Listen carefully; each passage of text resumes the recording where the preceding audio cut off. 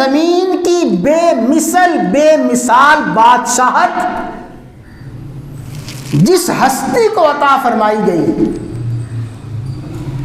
اور وہ ہستی جس نے دعا کی تھی رب ہب لی ملکا لا ینبغی لأحد من بعدی، اے میرے رب مجھے ایسی بادشاہت عطا فرما کہ میرے بعد کسی کو ایسی بادشاہت نہ ملے۔ تو اللہ تعالیٰ نے دنیا کا سب سے بڑا بادشاہ، دنیا کا بے مثل اور بے مثال بادشاہ قوم یہود میں سے پیدا فرمائے ہیں۔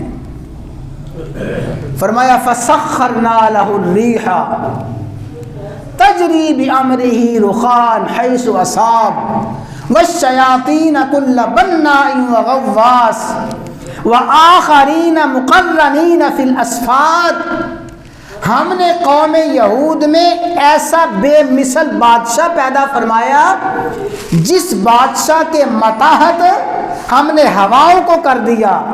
جس بادشاہ کے تابع ہم نے چرند اور پرند کو کر دیا، جس بادشاہ کے تابع ہم نے آسمانی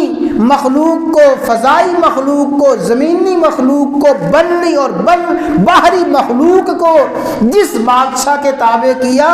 میرے بھائیوں وہ کائنات میں ایک ہی بادشاہ گزرے ہیں، اور وہ بے مثل بادشاہ بھی قوم یہود میں سے ہیں، حضرت سیدنا سلیمان علیہ السلام۔ فرمایا وَلَقَدْ آتَيْنَا داود منا فضلا، اور وَلِسُلَيْمَانَ الرِّيحَ غُدُوُّهَا شَهْرٌ وَرَوَاحُهَا شَهْرٌ وَأَصَلْنَا لَهُ عَيْنَ الْقِطْرِ وَمِنَ الْجِنِّ مَنْ يَعْمَلُ بَيْنَ يَدَيْهِ بِإِذْنِ رَبِّهِ۔ سلیمان علیہ السلام ایسے عظیم بادشاہ تھے، ہوا جن کے تابع تھی، وہ ہوا کو حکم دیتے، تخت کو ہوا اٹھاتی اور ہوا تخت کو اٹھا کے چلنا شروع ہوتی۔ فرمایا غدوها شہر، صبح سے لے کے دوپہر تک وہ ہوا تخت کو اتنا سفر کراتی، عام آدمی ایک مہینے میں جتنا سفر کرتا تھا، تخت سلیمانی ہوا کے دوش پہ سوار ہو کے صبح سے دوپہر تک اتنا سفر کر لیتے تھے۔ اور وَرَوَاحُهَا شَهْرٌ، اسی طرح دوپہر کو سفر شروع ہوتا، شام تک سفر، فضا اور ہوا کے دوش پہ تخت سلیمانی سوار ہو کے شام تک اتنا سفر کرتے کہ ایک آدمی ایک مہینے میں اتنا سفر کرتا ہے، گویا صبح سے لے کے شام تک اتنا سفر تخت سلیمانی طے کر لیتا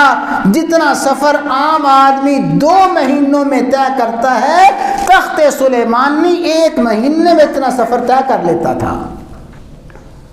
یہ کیا ہے؟ وَجَعَلَكُمْ مُلُوكًا، اللہ تعالیٰ نے سلیمان علیہ السلام جیسا بادشاہ قوم یہود میں سے پیدا فرمایا، ذوالقرنین جیسا بادشاہ قوم یہود میں سے ہوا ہے۔ تو فرمایا اِذْ جَعَلَ فِيكُمْ أَنْبِيَاءَ وَجَعَلَكُمْ مُلُوكًا، اے قوم یہود یاد کرو کہ اللہ نے تم میں بے شمار بادشاہ بھی پیدا فرمائے ہیں اور بے شمار نبی بھی پیدا فرمائے ہیں۔